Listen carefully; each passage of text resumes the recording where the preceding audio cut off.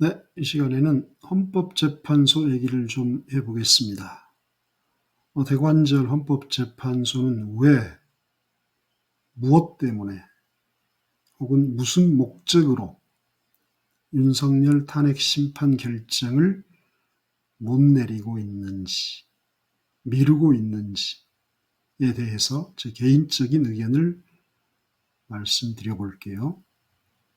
시중에는 윤석열이 지금은 잠시 풀려나 있지만 현역 대통령으로는 재임 중 처음으로 구속된 대통령이기 때문에 판결문의 완벽을 기하기 위해서다. 이런 얘기. 또 한덕수가 내란 공범으로 탄핵되어 있고 또 헌법재판관 3명을 임명 안 한 것으로 탄핵되어 있기 때문에 이 허들을 먼저 거두고 그 다음으로 가야 윤석열 탄핵 심판 선고가 자연스럽다. 법리적으로 무리가 없다. 이런 이야기. 또 보수 꼴통 재판관 한두 명이 절차적 정당성 이걸 가지고 8대0 전원 일치 인용은 내릴 수 없다 라면서 딴지를 걸고 있다까지 의견들이 많습니다. 하지만 어느 것 하나 확인된 사실은 없습니다. 모두 다 전언 수준이고 카더라 통신입니다. 그런 헌재가 어제 한덕수 전 총리에 대한 탄핵 심판일을 24일 다음 주 월요일로 공지했습니다. 정치권에서는 난리입니다. 여야 각자 유리한 해석을 내놓고 야당은 거의 개거품을 물고 있습니다. 단언컨대 이러한 일련의 소동, 윤석열 탄핵 심판을 늦추고 한덕수를 먼저 선고일을 잡고 이런 이유는 헌재가 그들만의 정치를 하기 때문입니다. 윤석열에 대한 탄핵 선고는 윤과 국힘에 일방적으로 불리한 정치 지형을 만듭니다. 개혁적이라고 불리던 보수 딱지가 붙었건 이 헌재 8명은 정치적으로 공정해야 한다라는 웃기는 소명 의식을 갖고 임한다고 봅니다. 지네들이 대법원 위에 있고 하늘 위에 있는 판관들이니까 우리가 다 정리할게. 너희는 그냥 따라만 와. 뭣도 모르는 이 무지랭이들아. 마인드가 아닐까. 그리고 이재명 대표 2심 선고가 26일 수요일로 예정돼 있으니까 그렇다면 그 리스크를 야당과 이재명도 윤석열과 여당만큼 떠안고 가라. 이게 공정한 거 아니냐. 이런 착각, 이런 정치질을 하고 있는 겁니다.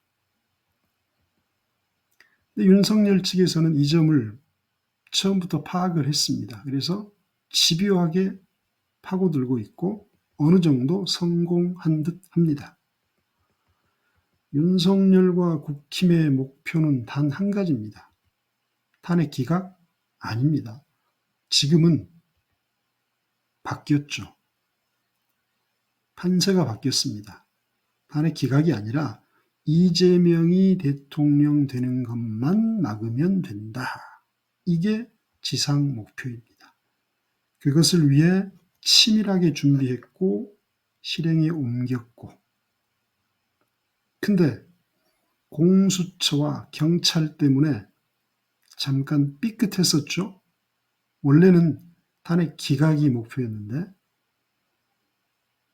구속이 되어버렸단 말입니다. 그래서 플랜 B가 가동이 된 거죠. 이재명이 되는 것만 막자. 탄핵은 불가피하다. 그래서 지귀연이라는 판사를 구워 삶았는지, 주변에 누가 가서 협박을 했는지, 구약 성서를 다 외우신 분이,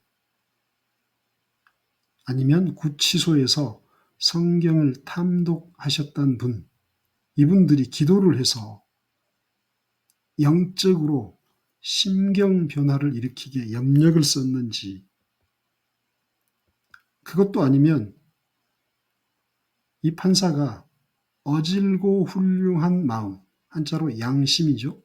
원래 양심에 따라 독립적으로 판결한다 이죠, 판사는. 근데 그 양심이 아니라 두 양자 써서 두 개의 마음, 그 양심에 따라 결정을 한 건지 도통 알 수는 없지만, 윤석열과 국힘은 극적으로 그 목표를 향해 다시 뭉쳐서 전진하고 있습니다.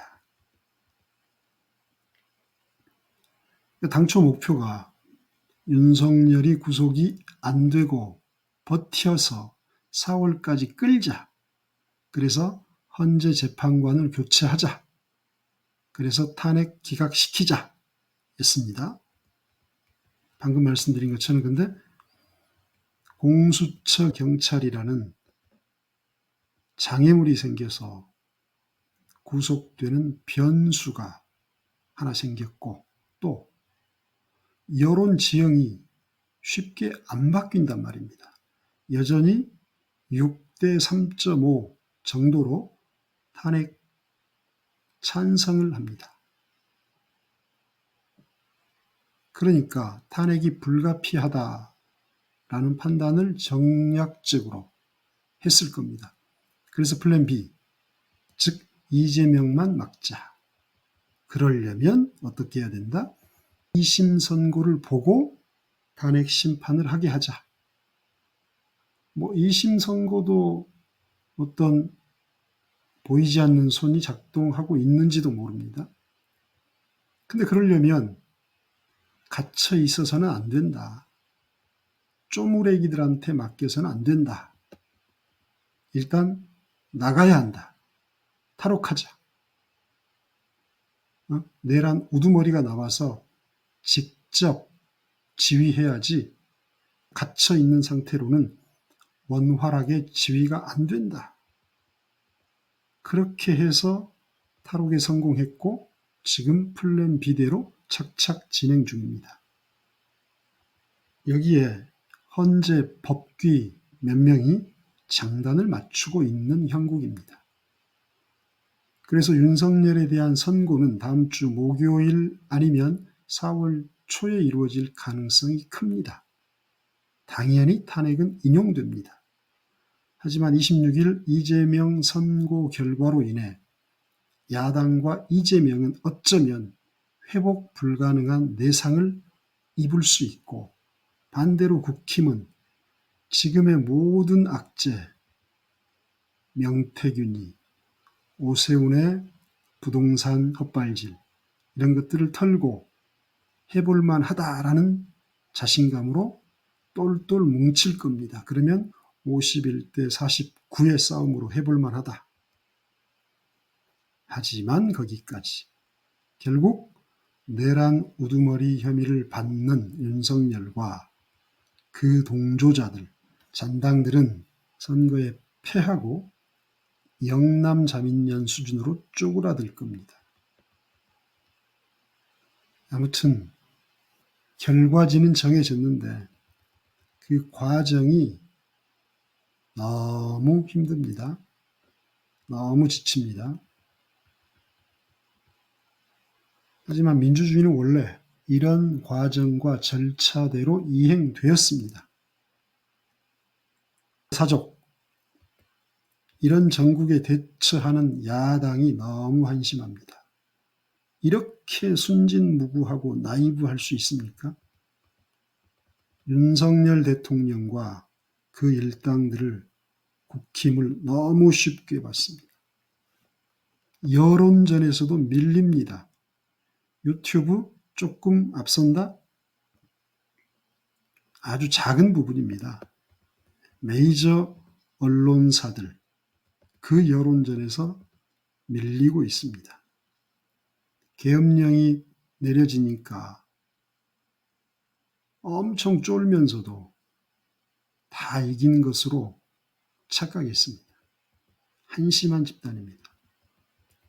떠들 줄만 알지, 입만 살았지, 지략이 부족합니다. 그리고 적시에 행동으로 옮길 줄도 모릅니다. 그래서 이 시점에 DJ와 YS가 그립습니다. 사족 하나 더. 이번 일을 계기로 헌재는 존폐 논란에 휩싸입니다. 사실 어찌 보면 이 헌법재판소라는 게 우리나라는 3심이지만 경우에 따라 대법원 위에 군림하기도 합니다. 사법체계상 좀 특이한 그런 시스템입니다. 선진국에도 별로 없는 그런 기구입니다. 헌법기관이죠. 실제로 1988년 이 헌재 설립 목적이 제 생각에는 8년이면 전두환 때 아닙니까? 전두환 노태우 때잖아요. 이때 설립한 목적이 나이든 판사들, 영업을 못해서 변호사로 개업해도 참 민망하고 실적이 안 날 그를 노땅 판사들 자리 하나 만들어줄 휴식처? 이거였는지 몰라요. 오늘은 헌재가 윤석열 탄핵 심판 선고를 미루는 이유, 목적에 대해서 제 짧은 의견을 말씀드렸습니다. 이렇게 정치적 불안이 지속되면 우리나라 경제에 좋을 게 하나도 없겠죠. 우량주, 유망주, 대형주 모두 어제 FOMC, 미 연준의 FOMC가 올해 2차례 금리 인하한다, 계획이 있다라는 것 때문에 금리 인하에 대한 기대감으로 잠깐 반짝 오릅니다. 하지만 장기적으로는 우리 경제 악재입니다. 더 악재가 바로 지금 우리나라의 정치 지형 상황입니다. 답답합니다. 이상 투자의 신이었습니다.